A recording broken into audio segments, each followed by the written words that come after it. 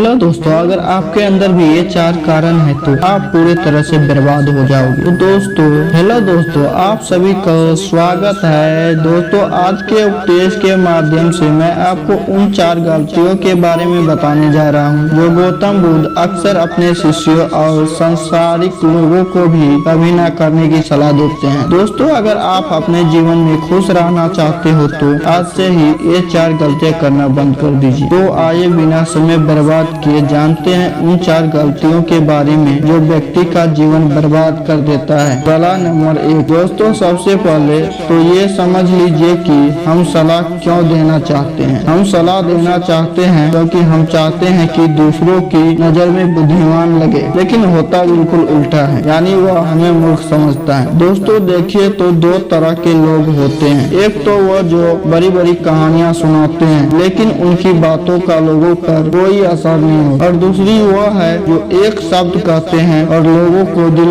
कांप उठते हैं। इसलिए ऐसा इंसान बनो जिसकी हर बात की वैल्यू हो। एक छोटी सी घटनाओं में आपको समझाता हूँ। एक बार गौतम बुद्ध जंगल के रास्ते से गुजर रहे, तभी एक साधु की नजर उन पर पड़ी और वह उनकी ओर आकर्षित हो। मित्रों, बुद्ध के प्रति आकर्षण होना स्वाभाविक था, और फिर वह व्यक्ति बुद्ध से पूछता है कि मुनिवर, क्या आप भगवान है? बुद्ध कहते हैं नहीं। तभी भिक्षु पूछता है, तो फिर क्या आप सचमुच में भगवान है? बुद्ध कहते हैं नहीं। बुद्ध तब कहते हैं कि मैं भी तुम्हारी तरह एक आदमी हूँ, सिर्फ इतना अंतर है कि मैं जाग रहा हूँ, तुम अभी सो रहे हो। तब भिक्षु बुद्ध कहता है कि तुम्हारे चेहरे की चमक देखकर लगता है कि तुम एक आदर्श व्यक्ति हो, वह एक आदमी है। अतः मैं यह जानना चाहता हूँ कि आपके गुरु कौन है और किसके मार्गदर्शन ने आपको एक आदर्श मनुष्य बनाया। बुद्ध कहते हैं कि शुरू में मेरे कई गुरु, लेकिन मैं आत्मज्ञान इस पथ पर अकेला ही चला और मैंने सैकड़ों गलतियों की। उसके बाद मुझे स्वयं ही आत्मज्ञान प्राप्त हुआ। यह सुनकर भिक्षु क्रोधित हो गए और बुद्ध से बोला, जाओ, मैंने तुम्हारे जैसे बहुत से पाखंडी देखे हैं, तुम गुरु का सम्मान लूट रहे हो। बुद्ध का उत्तर बिल्कुल सही था, लेकिन व्यक्ति के भीतर बुद्ध का उत्तर गलत था। इसके बाद बुद्ध उस व्यक्ति को समझाने के लिए एक भी शब्द खर्च नहीं करते हैं। बाद में उन्हें इस बारे में पता चलता है, लेकिन उस समय बुद्ध अपनी ऊर्जा और समय बर्बाद नहीं करते। सूत्र यह है कि सलाह या ज्ञान केवल उन लोगों को दें जिन्हें उसकी आवश्यकता है। सलाह नंबर 2। अपने आप किसी वस्तु को, व्यक्ति या परिस्थिति को बांधिए। दोस्तों, ये जिंदगी के 2 रास्ते पर आधारित है। पहले आप प्रगति करोगे और फिर विनाश की ओर जाओगे। तो एक बात तो तय है कि अगर आप अभी प्रगति नहीं कर रहे हैं तो आप हर पल विनाश की ओर बढ़ रहे हैं। यह बात भले ही आप जानते हो या नहीं। दोस्तों, लोग नशा इसलिए नहीं छोड़ते हैं क्योंकि उन्हें अभी तक पता ही नहीं होता है कि यह भविष्य में कितना विनाशकारी हो सकता है। इसलिए जो चीजें आपके भविष्य में बाधा बन रही है उन्हें धीरे धीरे ही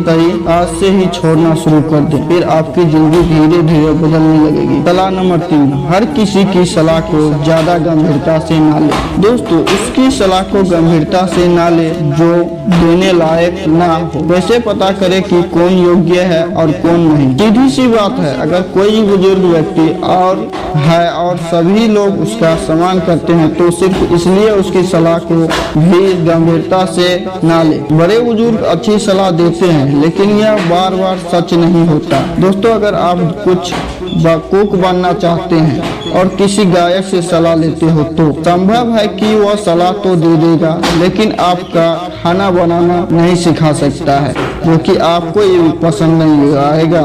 हर सलाह को अपने अनुभव के आधार पर कर और बिना अनुभव के किसी नतीजे पर न पहुंचे। तो दोस्तों, हर किसी की सलाह को गंभीरता से ना ले।